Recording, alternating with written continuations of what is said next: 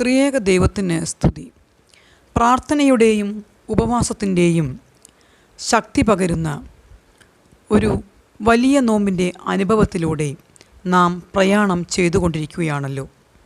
ശുദ്ധമുള്ള നോമ്പ് ജയത്തിൻ്റെ അടയാളവും ദുഷ്ടൻ്റെ നേരെ തോൽക്കാത്ത ആയുധവുമാകുന്നു എന്ന് മനസ്സിലാക്കി നാം നോമ്പിൻ്റെ പാതി വഴി സഞ്ചരിച്ചു കഴിഞ്ഞു എന്ന് കരുതട്ടെ.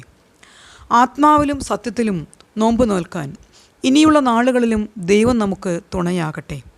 ദൈവത്തിൽ ആശ്രയം വെച്ചുകൊണ്ട് ഇന്നത്തെ ധ്യാന ചിന്തയിലേക്ക് കടക്കട്ടെ. വിദ്യാഭ്യാസം മനുഷ്യനെ സംസ്കാര സമ്പന്നനാക്കുന്നു എന്നാണ് നമ്മുടെ എല്ലാം ധാരണ. ഏറെക്കുറെ അത് അങ്ങനെ തന്നെയാണ് താനും. അനാചാരങ്ങളുടെയും അന്ധവിശ്വാസങ്ങളുടെയും ചങ്ങലകൾ തകർക്കാൻ വിദ്യാഭ്യാസം നമ്മെ പ്രാപ്തരാക്കിയിട്ടുണ്ട്.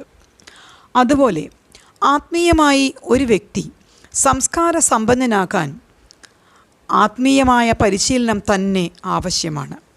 സ്വഭാവ വൈശിഷ്ട്യവും മനക്കരുത്തും നേടി പ്രലോഭനങ്ങളെ അതിജീവിക്കാൻ നോമ്പനുഷ്ഠാനങ്ങൾ നമ്മെ പ്രാപ്തരാക്കുന്നു.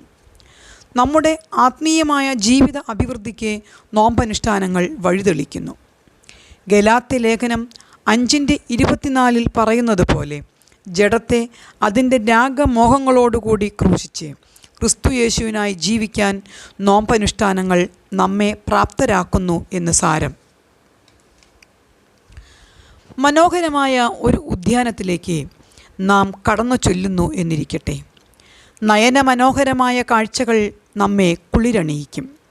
നാനാവർണ്ണങ്ങളിലുള്ള പൂക്കൾ, കൊമ്പുകൾ വെട്ടിയൊതുക്കി രൂപഭാവം വരുത്തിയ ചെടികൾ, വരിയൊപ്പിച്ചും നിരയൊപ്പിച്ചും പൂത്തു നിൽക്കുന്ന സസ്യലതാദികൾ എന്നിവ നമ്മുടെ ഉള്ളിലൊരു ഉല്ലാസത്തിൻ്റെ പൂത്തിരി കത്തിക്കും. എന്നാൽ എങ്ങനെയാണ് ഈ പൂന്തോട്ടം ഈ ഒരു അവസ്ഥ കൈവരിച്ചത് എന്ന് ചിന്തിക്കുമ്പോൾ ചിട്ടയായ പരിപാലനം എന്ന് നമുക്ക് ഉത്തരം കിട്ടും. ആവശ്യത്തിന് വെള്ളവും വളവും നൽകിയും കളകൾ യഥാസമയം പറിച്ചു നീക്കുകയും കൊമ്പുകൾ വെട്ടിയൊരുക്കിയുമാണ് ഈ പൂന്തോട്ടം ഇത്രമേൽ മനോഹരമായതെന്ന് മനസ്സിലാക്കും. ഒരു ഉദ്യാനം മറ്റുള്ളവർക്ക് എങ്ങനെ ആസ്വാദ്യകരമാകുന്നുവോ അതുപോലെ നമ്മുടെ ജീവിതവും മറ്റുള്ളവർക്ക് ആസ്വാദ്യകരമാവാൻ നാം എന്തെല്ലാം ചെയ്യണം? ആത്മാവിൻ്റെ ചിട്ടയായ പരിപാലനം നമ്മുടെ ജീവിതത്തിന് വിശുദ്ധിയുടെ പരിമളം നൽകും.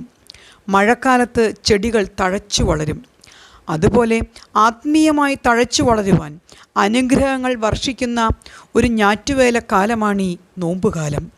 പ്രാർത്ഥനയാകുന്ന പ്രകാശവും ഉപവാസമാകുന്ന വളവും വേണ്ടുവോളം ആർജിച്ച് ജഡാഭിലാഷങ്ങളെ കോതിയൊതുക്കി നന്മയുടെ പൂക്കളെ വിരിയിക്കാൻ ഈ നോമ്പുകാലത്തിന് കഴിയും.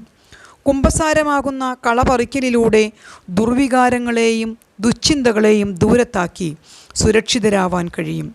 ഗലാത്യ ലേഖനം 5:22 പറയുന്നത് പോലെ ആത്മാവിൻ്റെ ഫലമോ സ്നേഹം, സന്തോഷം, സമാധാനം, ദീർഘക്ഷമ, ദയ, പരോപകാരം, വിശ്വസ്തത, സൗമ്യത, ഇന്ദ്രിയജയം. ഈ വകയ്ക്ക് വിരോധമായി ഒരു ന്യായപ്രമാണവുമില്ല.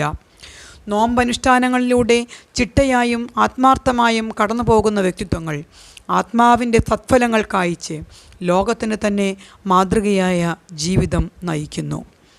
നന്മ ഏതെന്നും തിന്മ ഏതെന്നും തിരിച്ചറിയാതെ വണ്ണം കുഴഞ്ഞു മറിഞ്ഞു കിടക്കുന്ന ഒരു കാലമാണ് നമുക്ക് ചുറ്റിലുമുള്ളത്.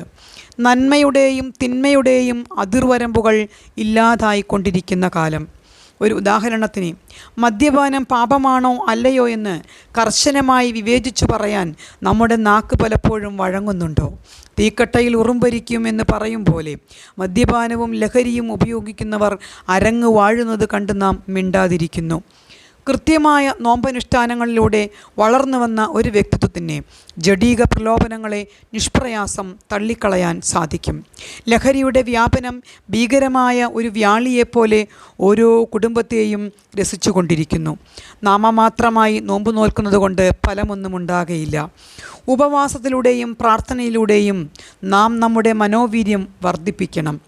ജീവന് അത്യന്താപേക്ഷിതമായ ഭക്ഷണം തിരസ്കരിച്ച് വളരാൻ കഴിഞ്ഞ ഒരു വ്യക്തിക്ക് ജീവിതത്തിന് അത്യന്താപേക്ഷിതമല്ലാത്ത ലഹരി വസ്തുക്കളോടും മുഖം തിരിച്ചു നിൽക്കാൻ സാധിക്കും.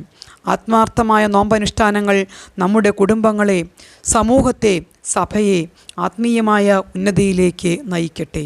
ഈ ലോകത്തിൻ്റെ വിപത്തുകളിൽ നിന്നും നമ്മെ രക്ഷിക്കട്ടെ. സദൃശ്യവാക്യങ്ങൾ 23:31 ഇപ്രകാരം പറയുന്നു: വീഞ്ഞ് ചുവന്ന പാത്രത്തിൽ തിളങ്ങുന്നതും രസമായി ഇറക്കുന്നതും നീ നോക്കരുത്. ഒടുക്കം അത് സർപ്പം പോലെ കടിക്കും, അണലി പോലെ കൊത്തും. ഈ വേദഭാഗം നാം വായിക്കുന്നുണ്ടെങ്കിൽ പോലും നമ്മുടെ ആളുകൾ സൗകര്യപൂർവ്വം അത് മറക്കുകയാണോ എന്ന് തോന്നിപ്പോകുന്നു. ലഹരി ഉപയോഗം അണലി വിഷം പോലെ കുടുംബങ്ങളെയും സമൂഹത്തെയും ബാധിച്ചു കൊണ്ടിരിക്കുന്നു. ദൈവഭയത്തോടെ ആത്മീയമായ അനുഷ്ഠാനങ്ങളിലൂടെ സഞ്ചരിക്കുന്ന ഒരു വിശ്വാസിക്ക് ഇതിനെയെല്ലാം പ്രതിരോധിക്കാനാകും. ദൈവ തിരുമുമ്പാകെ ഉടമ്പടിക്കാരികളായ നമുക്ക് വിളിച്ചിരിക്കുന്ന വിളിക്ക് യോഗ്യമാവണ്ണം ജീവിക്കുവാൻ ഈ നോമ്പുകാലം ഇടയാകണം.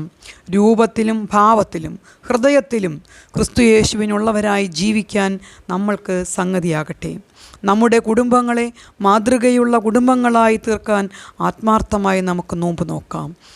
ഒരു വൈദികൻ്റെ സഹധർമ്മിണി എന്ന നിലയിൽ മറ്റുള്ളവർ നമ്മെ ഉറ്റുനോക്കുന്നുണ്ടാകും. എല്ലാ തലങ്ങളിലും മാതൃകയായിരിക്കാൻ നമുക്ക് ഈ നോമ്പുകാലം മുഖാന്തിരമാകട്ടെ. നോമ്പിൽ നിന്ന് ആത്മീയ ചിറകുകളെ സമ്പാദിച്ച് ഈ ലോകത്തിൻ്റെ തിന്മകളുടെ മീതെ പറക്കാൻ ഈ നോമ്പുകാലം നമ്മെ സഹായിക്കട്ടെ എന്ന് പ്രാർത്ഥിച്ചുകൊണ്ട് നിർത്തുന്നു.